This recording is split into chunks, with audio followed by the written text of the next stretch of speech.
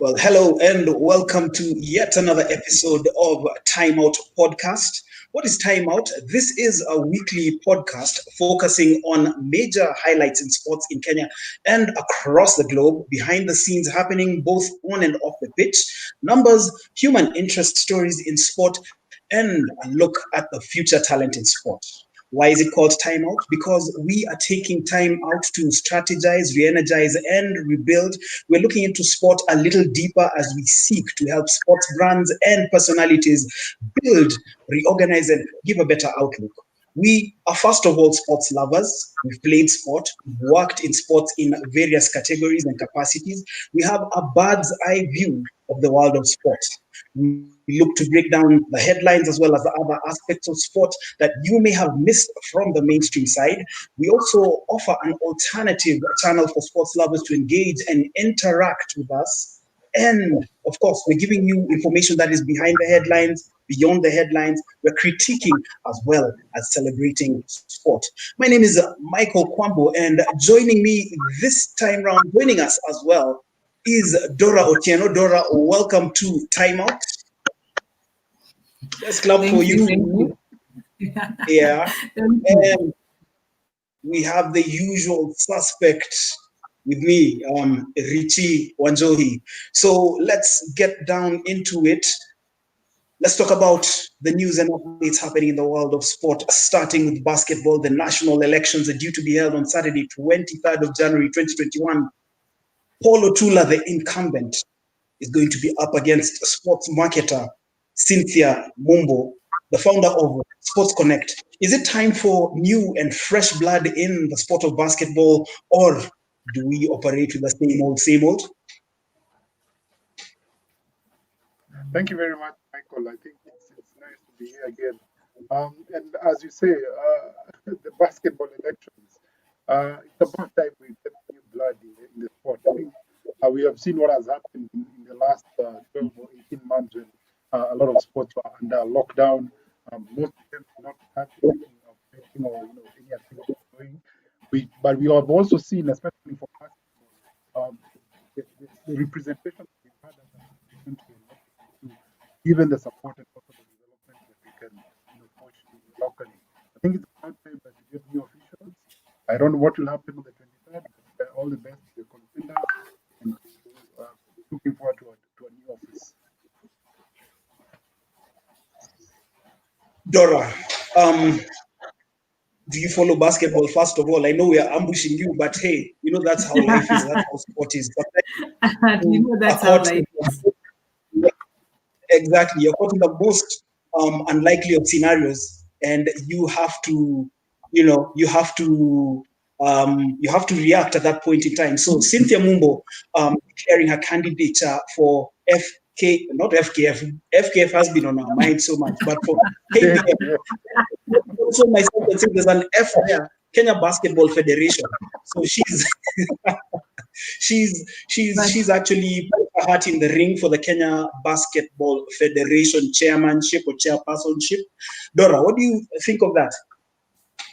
But I think Otula, I equate Otula as the Mugabe of basketball federation. He's been there for quite a while, so I think they need new blood.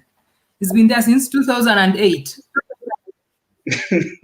Wow, you even have the numbers. Good one. Yeah, well,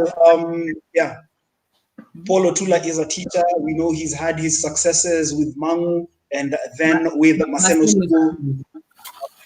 Exactly. But before that, he was also at Mangu and was critical to a lot of their success in sport, both in rugby and basketball. He found an existing culture in Maseno where there was a lot of rugby, but also made their basketball team into a formidable force.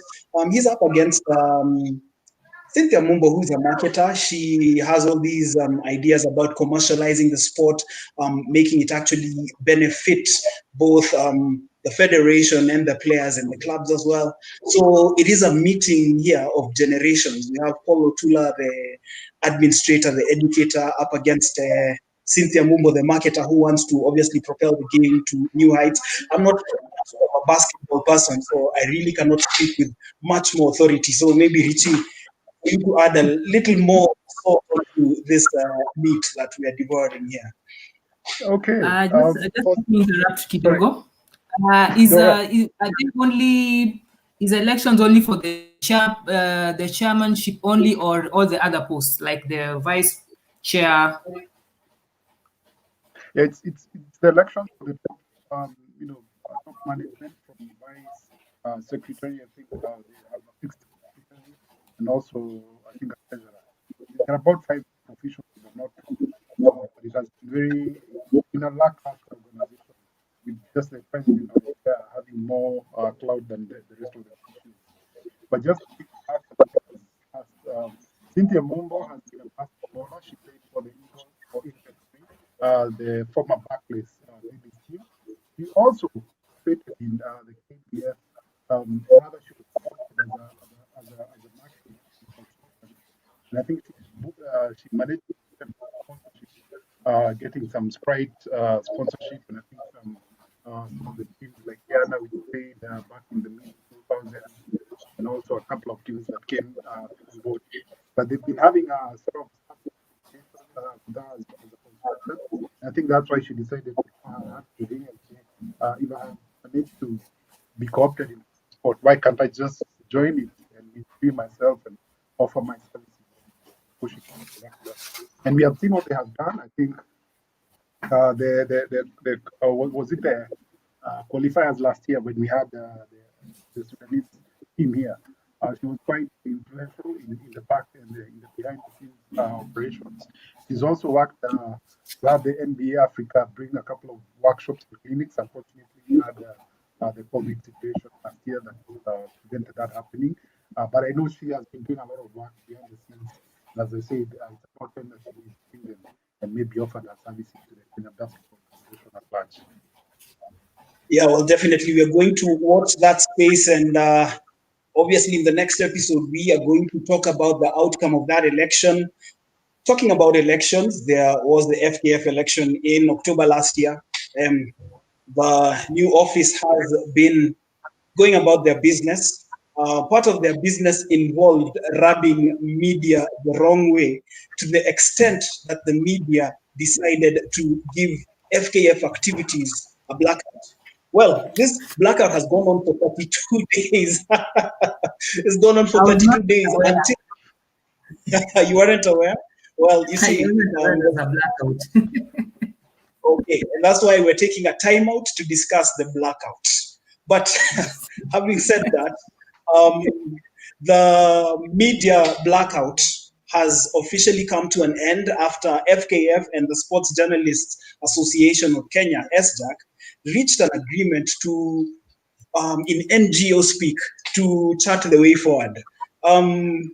Having said that, what do you take of that? I know we talked about this in the past 2 episodes, but it's not bad once again to just talk about it one more time. We'll start with you, Dora. Sorry, I didn't get you clearly. You're not paying Can you attention repeat? in class. I'll throw the question to Richie, and I throw the question to Richie, you'll get it, and then you'll answer. Maybe that's better. So, Richie, I know we've talked about the media blackout, talked about the need for both parties to compromise, to come to an end, because everybody needs each other. It is heartening at the end of the day to see that common sense has prevailed and that coverage now resumes of Kenya's football scene across all tiers. Yeah, I think it was a sad situation where you have just about a month no coverage or reduced coverage of the local football game. Dora has just shown that she's not following that because I don't know whether there were results being given or even if the results were coming out because they delayed and most of the news the media houses are giving them little or no coverage at all. But the sad situation is that we didn't have to get to this. I think it's imperative for FKF to acknowledge that we have channels like we have the Association of Kenya, we have the Media Council, we also have this media houses and say, okay, we've done everything. Media guys, get this sort of coverage. They are relevant. Also assist by giving as we said previously, the game has to go into the fabric of the sport. Whether you're going to like it or not, we have to know what has happened. And as we have seen very great results in this weekend. So it's for FKF to acknowledge the fourth estate is there and it's there to give us a voice and also to give us information. Okay, yeah, well, those are some interesting insights. I concur with you. Dora, like I told you, we were repeating the question for you to get it. It was all about the lifting of the blackout by the media, the resumption of the coverage of Kenyan football. Dora is frozen. Yeah, well, she seems to have frozen. Let's still stick with the Kenyan football scene. There was an interesting weekend in the FKF Premier League, matches across the board right from Saturday. We saw some interesting results right from Saturday. Of course, Nairobi City Stars and Ulinzi Stars playing to a 1-1 draw. Kariobangi Sharks losing their unbeaten record, going down 4-2 to Tusker. I was about to say Kenya Breweries, and that just shows you how old school I am. Bandari surviving a scare from visiting Kakamega Homeboys on Saturday, leading at some point with a rather healthy lead, but eventually winning that game 4-3. And then in Bungoma on Saturday, Nzoia Sugar defeating Sofapaka by 2-1. Those were the results on Saturday. Then on Sunday, again, some more interesting results. Vihiga United losing at home to Posta Rangers by the solitary goal.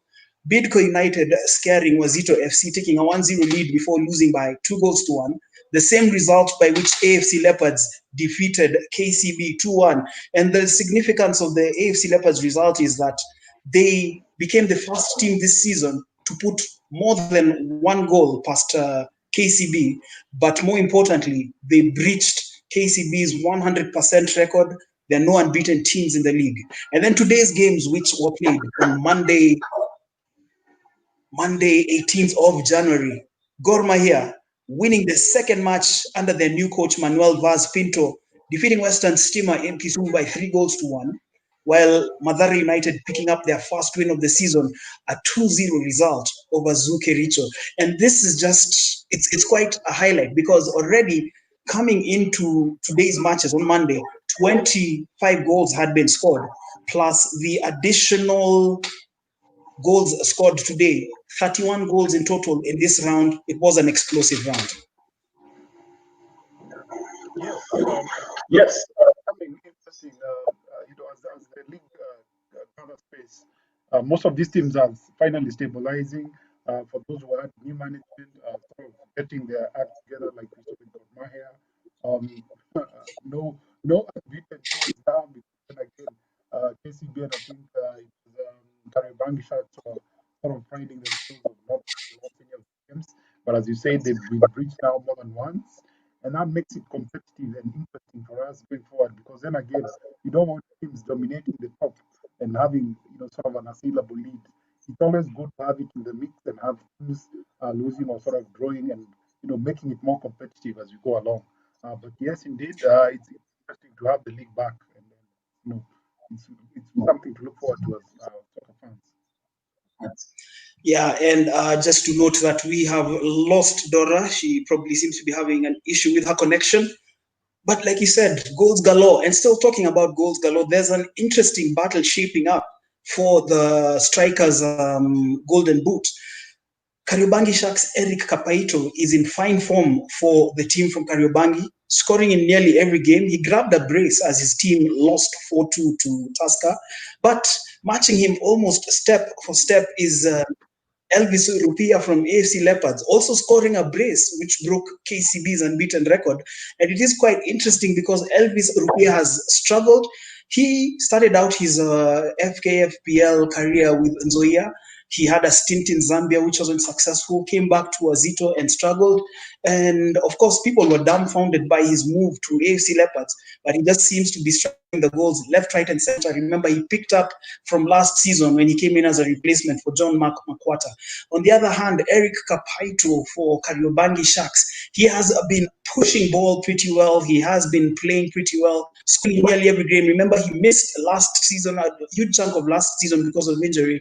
This is something interesting, and these are the kind of stories we want to see in the Premier League.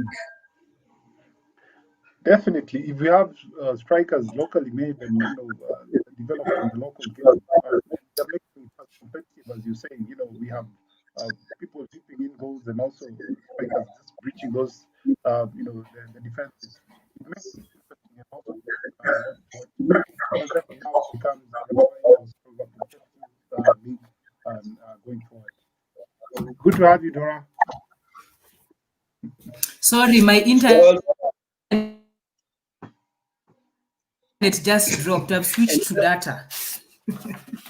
Just as she gets into her slide, she freezes again. Well, Dora, we were talking about the lifting of the media ban, which I think you decided to give us a blackout on. And we decided anyway, since that story was maybe too heavy for you, we decided to talk about the results from the FKFPL.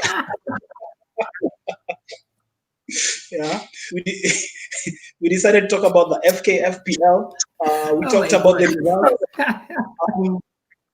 A good thing happened this past weekend, Dora. I know you're an ardent supporter of Gor Mahia. They won again today, defeating Western Steamer by 3-1. But also my team won on Sunday, AFC Leopards. In fact, AFC Leopards' win was more significant because they broke KCB's unbeaten record. They broke the only 100% record that was in the league. But anyway, having said that, it's good to see those two teams performing well. I think that Kenyan football is better when AFC Leopards and Gor are performing well. Okay, Richie, what's your team? I'll go with the neutrals here. And we'll take it up as we come to an end. But you can already see where I'm lying, huh? All right. We're still on football, and Africa's second-tier continental showpiece, the Africa Nations Championship, or CHAN, kicked off in Cameroon on Saturday. It was an interesting day on Saturday. Two results. The first result seeing the hosts, Cameroon, defeating Zimbabwe by a solitary goal to 0. We'll get back to that game. And then the second game, also seeing Mali defeating Burkina Faso by the same margin, 1-0. We had games yesterday which ended in stalemates, Libya versus Niger, and the Battle of the Congos, Democratic Republic of Congo defeating their neighbors from across the river Congo Republic by a solitary goal to 0. Now, let's go back to the game between Zimbabwe and Cameroon, because I find it very interesting that the Zimbabwe coach, Zdravko Logarusic, no stranger to us. He had in Kenya with AFC Leopards. He says that Cameroon defeated his Zimbabwe team because of witchcraft. Because he found a dead witchcraft, yes. So is witchcraft real? Does it exist in sport? And did it contribute to Salomon Banga's beautifully taken bicycle kick? Those are the questions. Remember the goalkeeper, what was his name? Mapunda, who used to put the time. Yeah. Ivo Mapunda, Tanzania. Goalpost. Yeah, yes. People believe in superstition. Mapunda, when he used to, he played for the goalkeeper for Gor.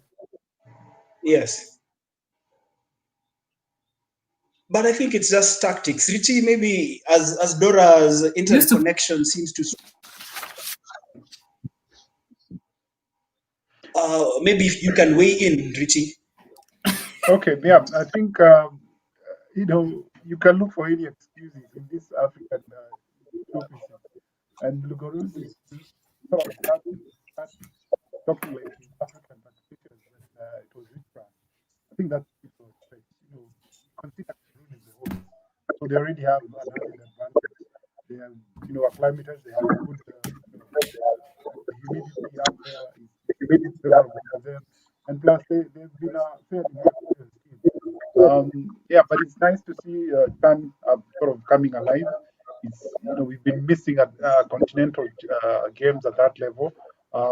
Yeah, and it's a good start. I think yesterday was a bit of a drum with those draws that sort of the game is less interesting. But let's hope there'll be more interesting results. Yeah. Yeah, more interesting results and less claims of witchcraft. Dora, you were saying something, sorry, before your internet was a bit shaky.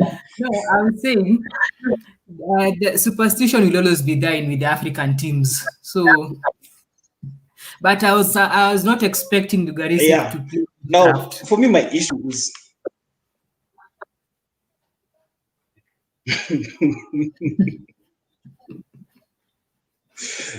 Exactly.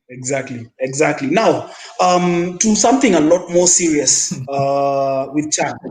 3 out of 5 East African countries are represented at Chan. We have Tanzania, we have Uganda, and we have Rwanda. Kenya is watching with the rest of Africa on TV. What can we say about that? What can we say about our performances? What can we say about our intentions with our soccer in general? Harambee Stars just need to sit out of any competition for the next, I think, 4 years. We need to sit out all competitions, then come back. Ouch, that's rough, man. Hey. Wow, that's radical from Dora, but I have a different opinion. I'm serious. We are never ready. We are never ready for any event. If there's a yardstick I'll use to measure FKF by, it's how good our national team performs in such tournaments. And so far, they're not doing any good job. So that's the yardstick that we have for them. Okay, that's interesting. I hold the view that we should be striving to qualify for these kind of competitions. I mean, we should make excellence. We should make qualification a habit at the Chan level, at the age grade levels, the under 17s, the under 20s. We should regularly be qualifying for the continental showcases. And from there now, we can now, train our ambitions further, like to the Cup of Nations, to the AFCON, and then dare to dream about things like the World Cup. But all these have to be graduated processes. They're just not going to happen in one night. So probably diplomatically echoing Dora's sentiments about us sitting out stuff for 4 years, but there has to be a lot of intent in what we want to do and what we want to achieve. Now, I think the less we speak about the Harambee Stars, the better. Let's talk about volleyball, because volleyball is a sport that has done us proud on the continental scene. We know they struggle when they get to the global competitions, but at least in Africa, they have done us proud. The reason we're talking about volleyball is because they have gotten the green light to resume their competitions. Competitions resume this Saturday, the 23rd of January, at the Nyayo National Stadium indoor arena. It's quite interesting that only one indoor arena is available. Richie, I know you've got something to say. In fact, it's not the Nyayo Gymnasium, it's the Makande Hall in Mombasa. They've still not secured the national indoor, the Nyayo National Indoor Gymnasium for the volleyball fixtures. They were to be, situated or sort of have the game played at the African Nazarene. I think that was not finalized, or they have not gotten into an agreement yet. But this is the sort of shenanigans that we need to stop in this federation. If you your league was going to kick off at this, time, 2 or 3 months ago, you should have started preparations and negotiating with the different parties, because almost all these venues have been vacant and have been idle. So it's about time that you also engage the respective organizations. But to say a week or even less than a week to the game, you have only one venue, and we are going to play in the Olympics. It's a joke. Dora, you gave us a very interesting yardstick for Harambee Stars. Share your sentiments on this, the fact that the volleyball action is resuming, that there's only one venue which has been secured, that is the Makande KPA Gymnasium in Mombasa.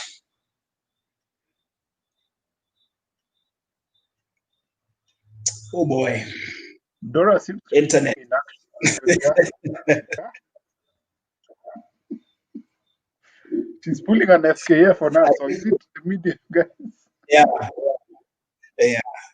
So yeah, we've lost Dora once again. I think, Richie, let's just proceed. Other sports news, chess.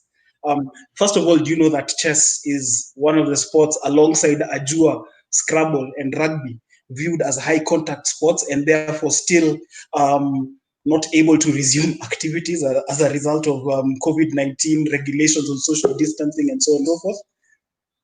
Very interesting statistic there. Yeah, well, I just thought you should know because when people ask us about rugby not resuming, I tell them chess is also in the same category. So you have to feel for chess, Ajua, and Scrabble. Oh my God, you just said that. Imagine it's true that they have been classified as a high risk contact sport. So they are mentioned in the same breath as rugby. Yeah, so that's chess, Ajua, and Scrabble. But I think now to more serious matters around chess.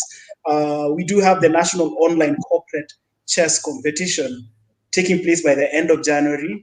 This is part of the preparation for the online World Corporate Chess Championships to be held in February.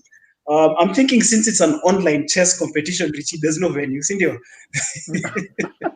The internet is your venue Yes. for the neutral again. They'll send links. They'll send links for the same. Yeah.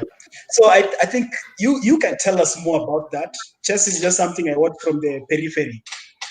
Yeah, as you said, it's considered there's a lot of contact, and because most of these players have to face each other.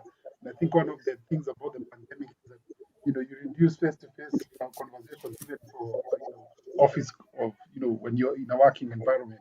So for chess, I think they'll have to wait a little longer, but it's a good thing to see that the national federation or in Kenya has decided to hold this national online corporate chess championships as they prepare for the world championships.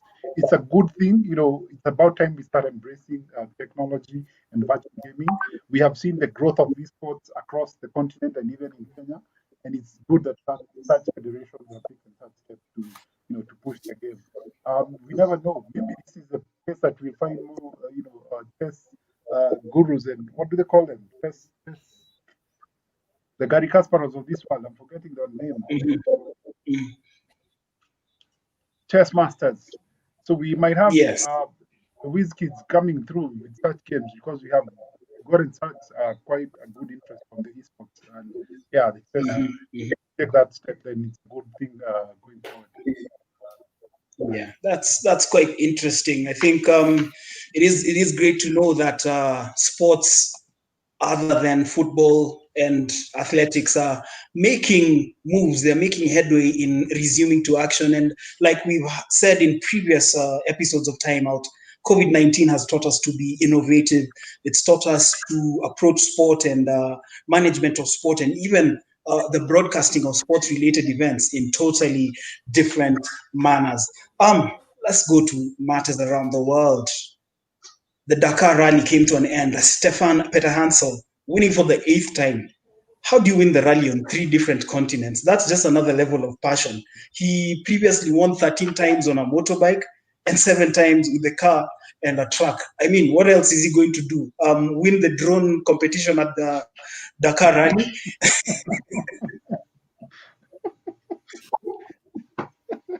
Dora, go first. Maybe you should try F1. Then we can consider him as the GOAT.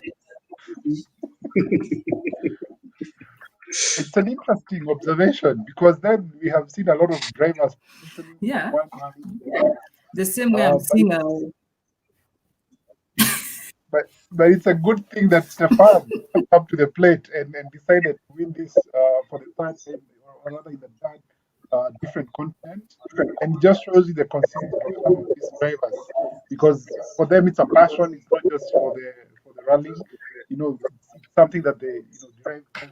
Because moving from motorcycling, driving to the trucks, and eventually to winning the race this many times.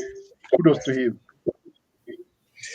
And you know, just looking at it as well, just counting the number of victories he's had, 13 times on motorbike, now 8 on a car and truck, that makes it a total of 21 times. Remember, this is an annual event, so 21 years of winning, probably 30 years of competing in the Dakar Rally. That is dedication on another level. And other than making fun of Peter Hansel, I have to give him credit for his determination, for his credit in terms of always showing up for the Dakar Rally and always giving his best. I mean, it is unprecedented because at some point you get bored and just want to compete, but to be driven year in, year out, go and win, that is something major. And it's such a huge thing because I was reading in some excerpt of the press that there are father and son combinations that we've seen, where a son sort of admires what his dad has done and says that I'll have to beat my dad's record. I think by the next show we've got a few names and I can share those. And also we've seen, some of these WRC drivers retiring and getting without support. Because what happens in the Dakar Rally, it's more than just driving the car. You're in such hostile conditions. You have cars overheating, you have tires bursting, and moving through a desert that has no water or no means of survival. So it's just more than the psychological rally. It's more than just technique and ability to run or drive fast. Yeah, Dora. I think people assume that in the motorsport world that it's not considered majorly as, like you said, psychological, because these drivers, they even lose weight during, like when they drive, they lose weight. So I'm telling people, if you don't assume just driving that car around in circles, sometimes you hear someone says, I can't drive, let me stop the car. So I believe all sports.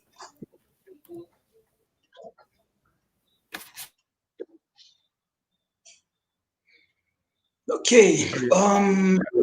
I lost you there. Yeah, we lost Dora. You're giving us a blackout. Blackout. I'm still here. You're the one who's dropping.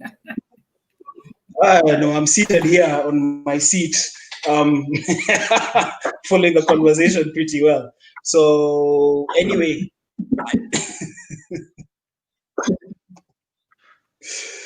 sad news as well. The sad news in the Dakar Rally. Pierre Chapin, rallying enthusiast, he lost his life on the motorcycle on the 14th of January. Rest in peace. You have to give it again to the competitors at the Dakar Rally year in, year out. It is a very tough endurance race. In fact, for the longest times, the Safari Rally in Kenya was only second in terms of difficulty to the Dakar Rally. So to do it and to emerge alive is always something good. We must always give thanks for the gift of life. But for Pierre Chapin, of course, at the end of the day, dying, doing something he loves. I'm not saying that death is a sweet experience. It obviously is painful to his family, his loved ones, his teammates. From me here, time out, may his soul rest in peace. Yeah, definitely. It was one of those black spots, or sort of black patches that we have from the rallying from a different continent. But it's usually expected for the Dakar. It's an unfortunate, statistic that we always sort of have to lose either a driver or a motorcyclist. And in this case, it was a motorcyclist. He died on just like a day before the final run to finish. And what happened? I think he got into an accident, and before they could find him, because when you're in the desert, there is little or no assistance offered to you. So by the time the choppers were coming, I think he was already unconscious. And I think, as Dora was saying, you lose a lot of water, you lose a lot of weight, and by the time that they were operating on him, I think it was a bit too late. But may his soul rest in peace, and hopefully in the next 2 or 3 Dakar rallies, we don't want to lose any more lives.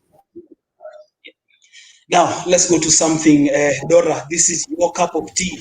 F1, Valtteri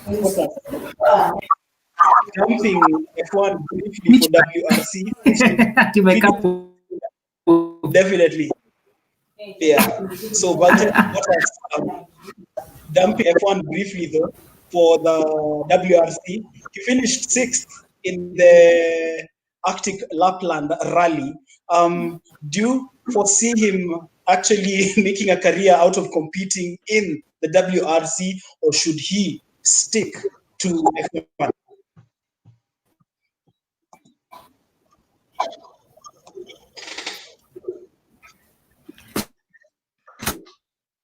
I think the rally suits him well because he showed some spine when he was in that car. I don't know what happens to him when he gets into the Mercedes car. I don't know. Something just happens, and he has the same car as Lewis. Is it the weight of expectation of driving a Mercedes?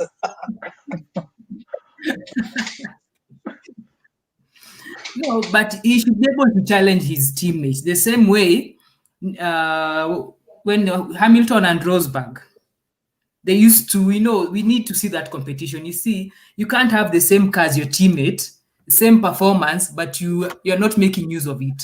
So I think rally would suit him well, but it's only that he's already renewed his contract with Mercedes.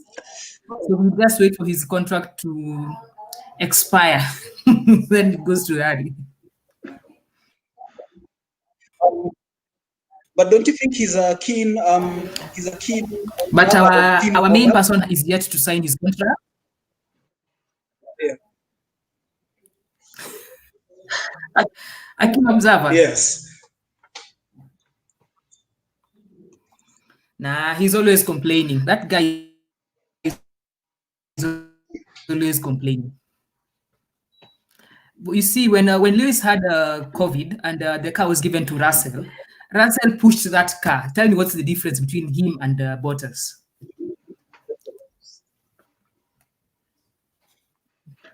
Apart from their names, obviously, the skill.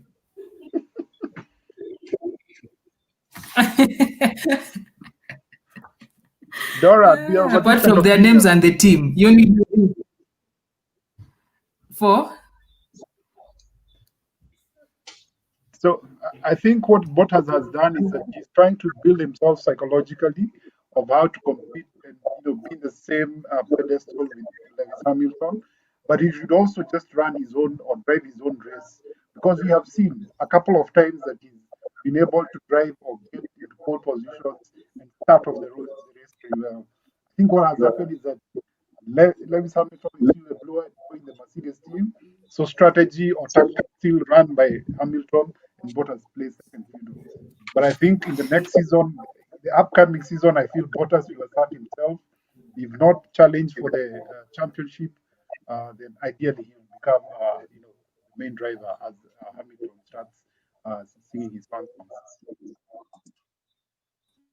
All right, now let's talk sports business. LeBron James, we know him for his basketball exploits.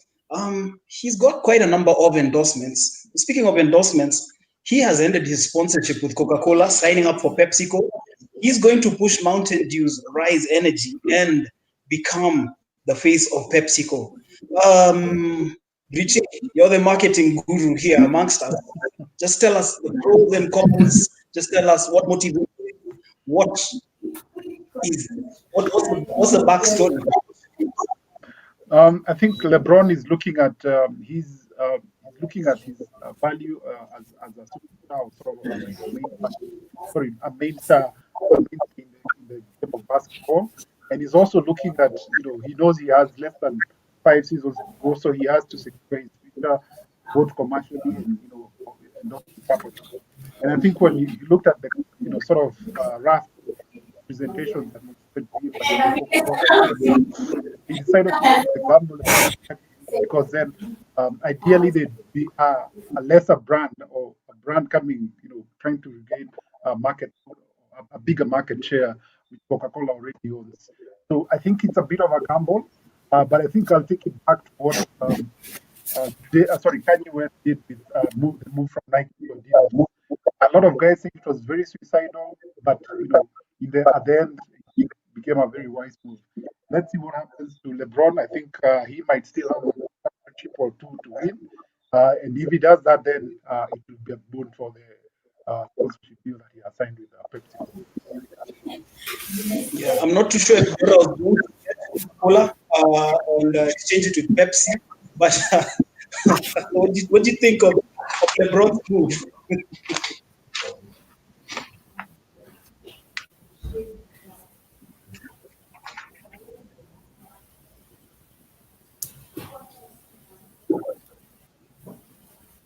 Dora, questioner. Oh, you're posing a question to me. I thought it was you.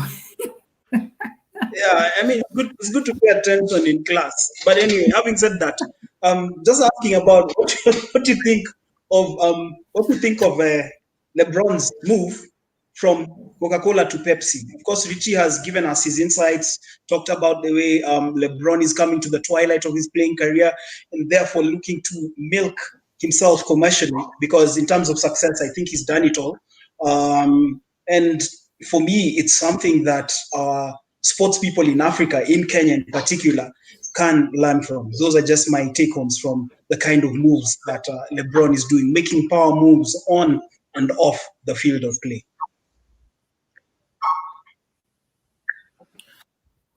From our sports people, I think is alcohol included here? Because I've been seeing Injera being promoting Johnny Walker Black Label.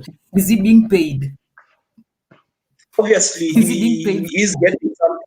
I think he is. He's obviously exploiting his commercial value as well, because he's another one who also knows that he's not going to be around for long. So how do you stay relevant beyond your playing days? That is the question. I remember attending a seminar some years back where we were actually told that an athlete's shelf life is pretty short, and everything else after that is just about you pushing it for one more day. We saw Usain Bolt do it, and Usain Bolt was clever enough to quit when he did. We saw Jordan as well, still exploiting his brand value at this point in time, so many years after his retirement. Diego Maradona, to some extent, did it as well. I know that in aftermath of his death, there has been a fight about who's going to benefit from his estate, which is valued at 37 million US dollars. It just shows you that in spite of his life being quite colorful, he was still able to exploit it commercially. So the big question is, are we able to do the same here locally? Because once you realize that you're not going to be on that playing pitch forever, how do you stay relevant? I believe it boils down to if you have an agent who is. I give an example of who. Do these players even have agents? The only player I know who has an agent that I'm sure because you need an agent to make these moves. You just can't walk to a company and tell them, I want to be the face of your company. You need an agent for these things. But you see, our agents, Niwalewa, we need to, I don't know, grease fingers, something. Yeah. I think agent for me is I think you need a manager, a whole management team, not just an agent, but a whole management team to manage aspects of you, because there's a public relations side of you, there's a commercial side of you, there's the charitable side of you. So you need to spread yourself thin, appealing to all these masses, but of course still benefiting in one way or another. And I think in addition to that, it goes beyond just having an agent and a manager. You as an individual need to know yourself. You need to know what is for you. If you look at, as you say, Usain Bolt and others, Usain Puma became a big brand, and just as it was taking off into athletics and also into football, because it had gone down, and they were losing a lot of market there. But once they signed on Usain Bolt, and he decided to perform his performance through the road. It was a win-win situation. Jordan retired more than 15 years ago. He's still reaping from the benefits of his own expensive brands like Nike. As we talk, Jordan has invested in the NASCAR. I think it will be hard Jordan in NASCAR for 2021. That's because of his continued from use of brand extension. Yeah, well, it is quite interesting. We are on the Time Out Podcast. Remember, you can follow us on Twitter, Time Out Kenya Pod, Instagram, Time Out Kenya. And still in the big money moves, Naomi Osaka, the tennis star, has signed a 7-figure deal with Louis Vuitton.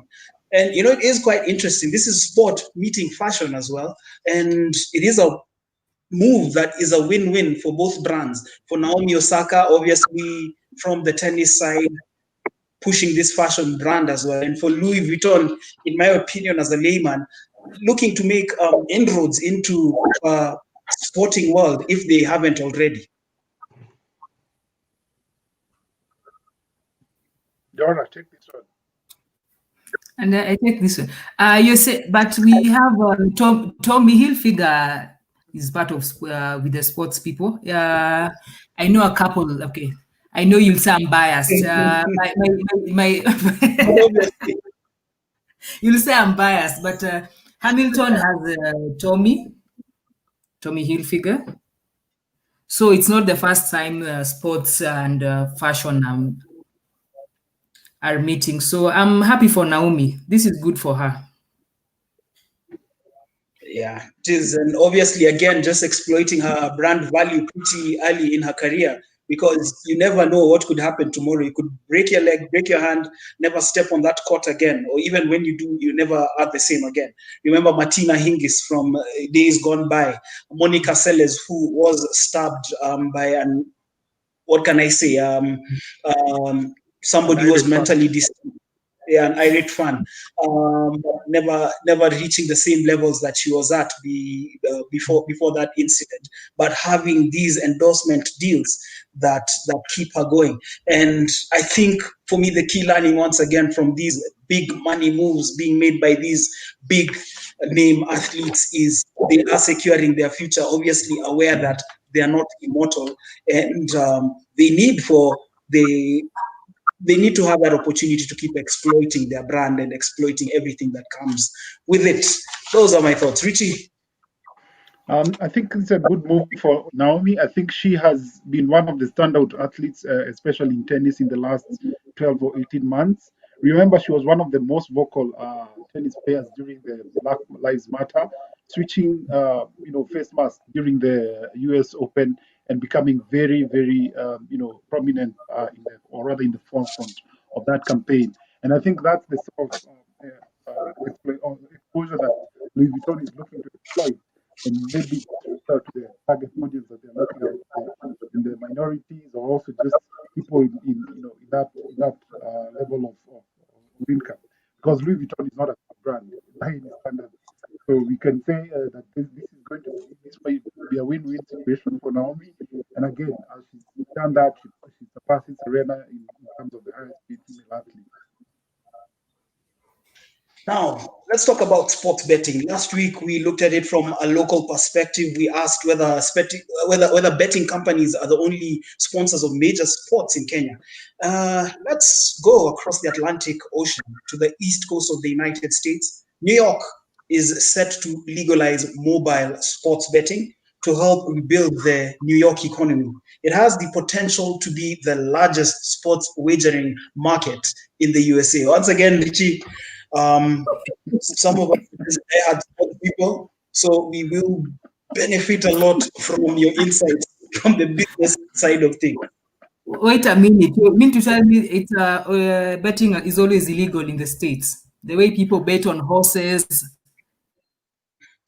It depends, the different states, but like I said, that's why we brought in Richie, so that we Richie. ourselves.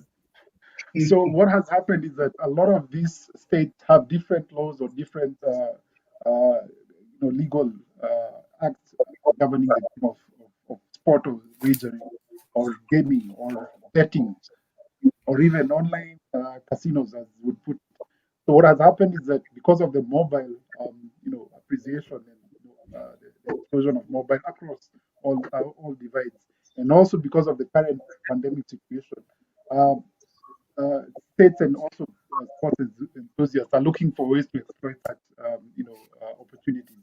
Right now, there's a reduced contact or reduced interaction in New York State because of what has happened in the pandemic.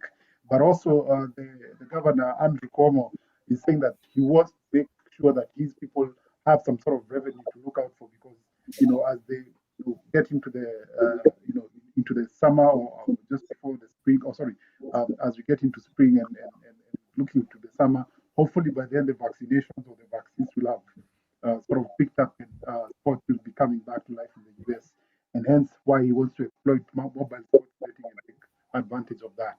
And as you see, it's not putting the cart before the horse. It's the other way around. It's the state ensuring that there is legal, legal structures in place, and ensuring that most of the companies that have set up those infrastructures or platforms, they ensure that they're able to take a huge chunk of the revenue. I think we did it the reverse here. We waited for the companies to make the revenue, and we started going to pull them out. I think that was a mistake that we made. Yeah, fatal mistake. If you ask me, fatal mistake. The reason I broke into a bit of a giggle there is that we tend to be so punitive against ventures that offer a semblance of success. Because yes, betting for me is like the consumption of alcohol and related stuff. I think you have to use your own discretion to engage in it. But now, when you come and start fighting it and calling it a vice, a menace to society, and yet it is filling in blanks that government and other corporate entities should be doing in the first place, who's to blame there? They've seen the opportunity, and they're returning their winnings into developing sport. Of course, they're looking for their brand visibility as well. Let's not deny them that fact. But they're also planting a seed to grow the game and develop sport in general. And we just saw it the other day again with the introduction of the digital tax. If you're subscribed to Netflix and related online services, you now have to pay some tax as well. And again, we're just looking to punishing anything that is progressive to society in general. That is my take. Yeah, it's a bit discouraging, Kwamba, as you say, because when you look at it, even on the digital platforms that we're talking about, the Netflixes, sort of online connections that people are having, a third, I could bet you, a third or even a half of those subscriptions are usually mainly because of sport, whether because of soccer in the European leagues, or in the major leagues, basketball, rugby, cricket for those from the Indian subcontinent. A lot of that becomes punitive when you start taxing into that. Reverse again, why can't you make it affordable for me to be able to pay that subscription? Then that way I won't feel the pain of having to pay an extra tax, which you have brought. Again, put the horse. Yeah, well, that is quite exhaustive. Let's get a bit sentimental. Let's become a bit nostalgic. This week in sports history, the greatest, Muhammad Ali, would have celebrated his 79th birthday on the 17th of January 2021. Muhammad Ali. I lack words to describe this man, because he was much more than just a boxer, much more than an athlete. He was a larger than life figure. Athlete, philanthropist, activist, all in one. A personality that just straddled across various societies, various spheres of the world.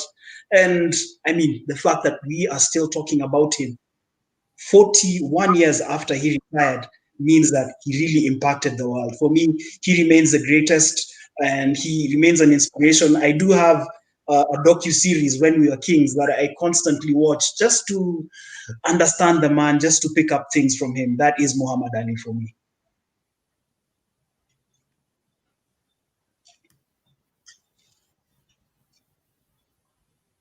Dora, go first. Why do you keep throwing me under the bus? Richie, go. I'm still looking for my moment. On Muhammad Ali. We are still using Muhammad Ali, or you can pick. You are picking Muhammad. For me, I picked Muhammad. That was my moment. For me, a significant thing that I noticed this week, he would have been 79. But if you've got something, you can share as well.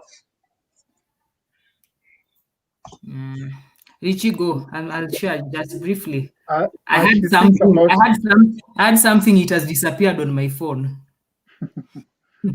she thinks about it. Yes, I concur with you, Michael, about Muhammad Ali, because if you look at what Muhammad Ali did both in the boxing ring and off of it, he is among the first athletes to sort of stand up and say, "I will not do something because this goes against my beliefs and my basic human rights."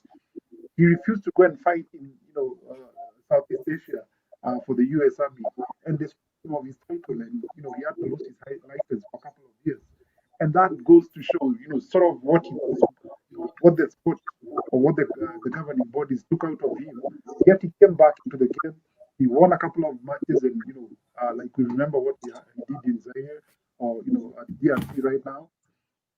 I mean, if you talk about the greatest, Muhammad Ali has to fit among the greatest. And if we are still talking about 29 years of what he would have been his life today or this week, that shows you the extent of his impact in sport.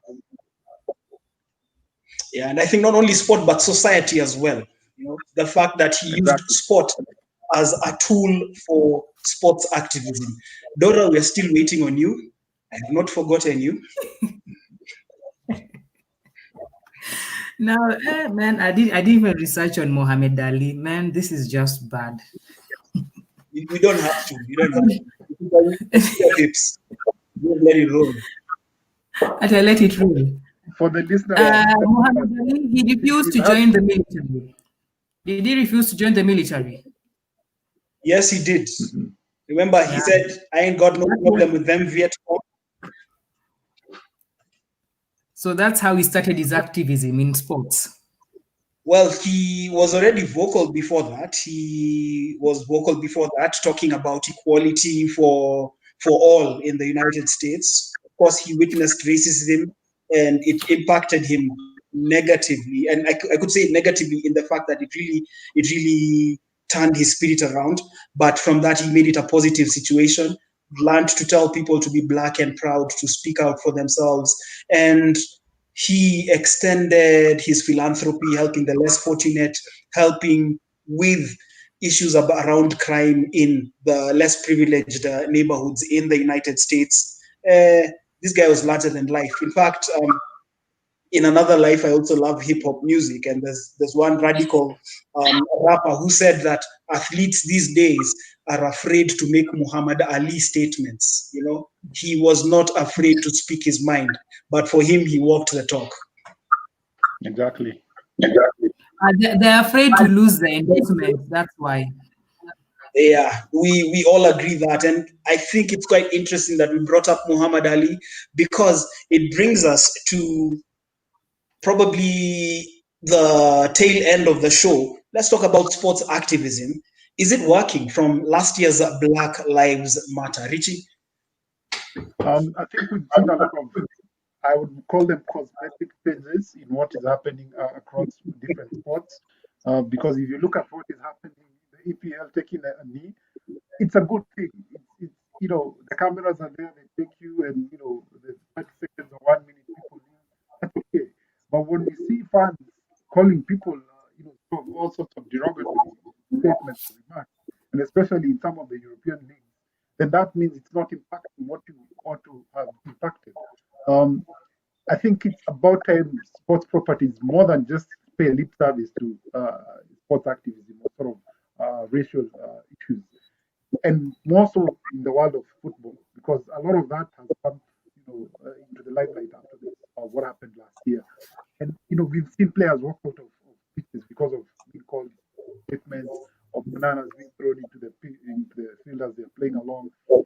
As I said, make it unity for any club or individual, involved in such remarks.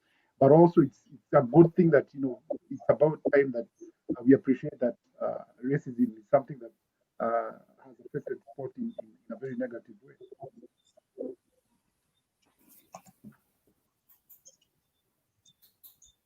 My silence means that I'm waiting for the one. The Black Lives Matter movement worked to some extent, but we still have a long way to go. We don't have to take a knee to prove a point, but racism is still there. We still have to fight a way to prove that we are like better than the, I'm sorry to say, white. Because I'm seeing like the WNBA, they pulled a protest as much as the men's team went back to play. And even during when they were campaigning for this senator for Georgia, they really used that platform to campaign for this senator who maybe will articulate the issues affecting Black people. Yeah, then you remember the 2016 Olympics in Rio? There was the athlete from Ethiopia, Feisa Lilesa.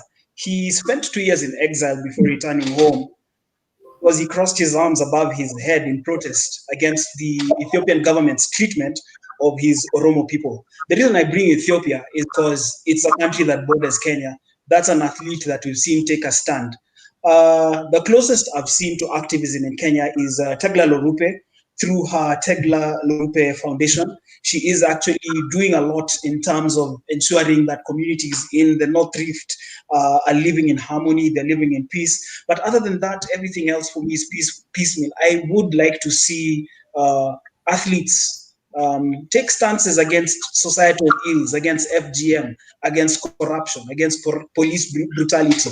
But again, the question I will ask is, are they willing to make Muhammad Ali type statements, Muhammad Ali type moves, or will they just disappear at the first hint of trouble?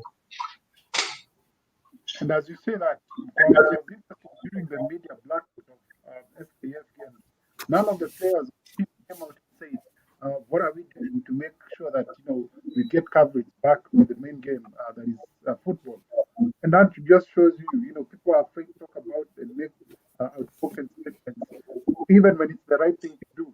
And it's unfortunate because then if you look at what the rugby team did, was it last year or 2019, when they didn't have their allowances, they said, okay, as protest, you can also not appear in our t-shirts.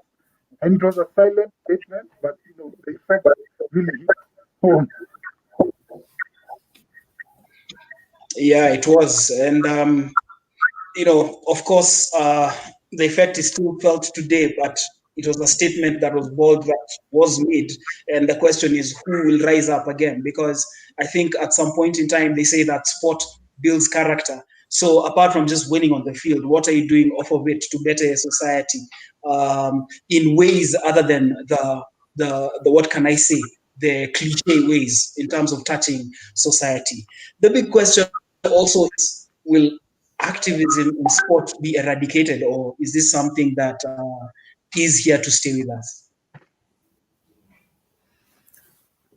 This one is here to stay. So long as we don't have changes maybe in the administration, like the way people are protesting against for equality, it's maybe give it 5 years from now, 5 to 10 years, maybe we can eradicate the activism in sports. I think it's Alrighty, Richie. I think it's something that will remain ever changing, ever dynamic.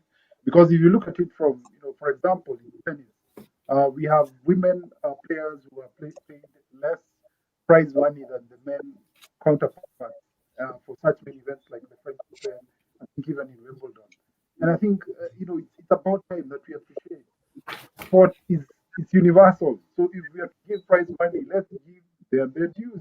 If people need to be paid at $1 million or $500,000, give them their dues. What age is this that we are living in that we still have to look at a woman and say, no, no, you're a lesser person and you need less prize money? Or, for example, when the US team goes to play the World Cup, they're having less, sponsorship or endorsements than the main team. While the US ladies team even won the World Cup. I mean, it's just unfortunate. It's about time that we appreciate that we are all equal human beings. As I keep saying, sport is universal, and it's about time to just let those things run the way they're supposed to be. If you have performed well, if you have done a good job on the pitch, on the court, get your dues. Yeah, for me, I think that sport, just like entertainment, is a vehicle that reaches out to society. Of course, we've seen sport unite the nation. We have seen it particularly in Kenya. I remember the aftermath of the post-election violence in 2008, and the Kenyan team was away, must have been on the USA leg of the World Seven Series. The fact that they were able to don black armbands on their jerseys was a statement that they were making in honor of those who had lost their lives, and also just in a subtle way reminding the world of what was going on in Kenya.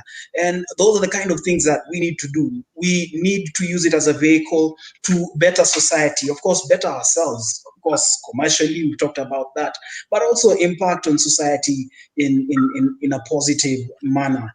And I mean, that is it. I think that is the activist in me speaking, which is ironic because yeah, of other hats that I wear.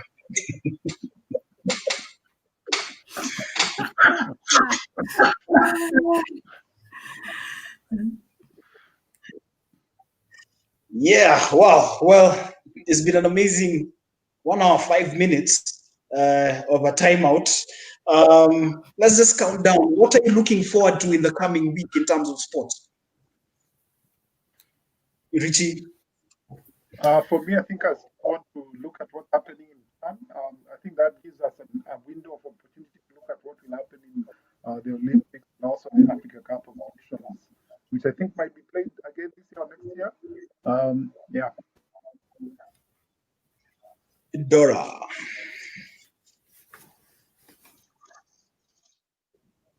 What am I looking forward to? Manchester City retaining the league. I'm hoping that one Lewis Hamilton will sign his contract.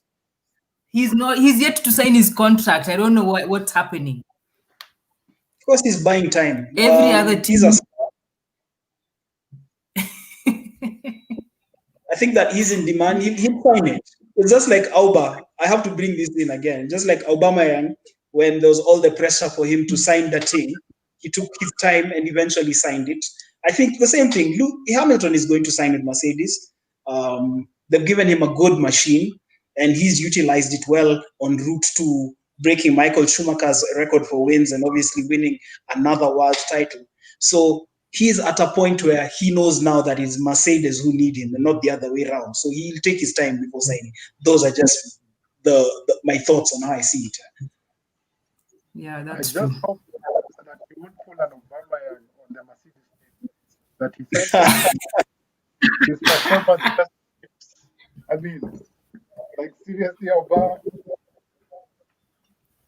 I knew it.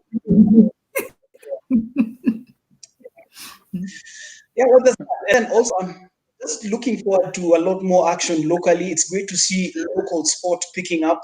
I think we spoke about it. We might have rubbed some people the wrong way, but I mean, if politics is going on, why can't sport go on? And I'll continue to hold that view. It's great to see volleyball come back. I can't wait to see other sports eventually return, the likes of basketball and rugby. They will eventually return, but it is great to see us returning to some normalcy. What I'm looking forward to in the coming week is the Championship of African Nations, CHAN. There has been quite some interesting football, some sideshows from the likes of Logarusic. Waiting to see what he'll say next. That's what I'm looking forward to in the world, of course. I think Rwanda is playing Uganda at 10. Yes, they are the East African That's a game to watch. Yes. And right now, Morocco is 1, Togo 0. Yes. It's probably going to end that way because goals have been scarce, and I think that's something we're going to talk about in the next show. Yeah. But I think now it's time for a timeout. My name is Michael Mumbo. Thanks, everyone. We had the rookie moment from Dora Otieno, as we can see. Man, don't worry. Next Monday. Yeah, she's declared war, and it's good. At least you're going to have a 7-day timeout, and we'll see why we need X amount of money to sign you on. Well, that's it. It's been another episode of Timeout. Remember, if there's any feedback, you can get in touch with us on our Twitter handle, Timeout Kenya Pod, on Instagram at Timeout Kenya. Until next time, we are taking a time out.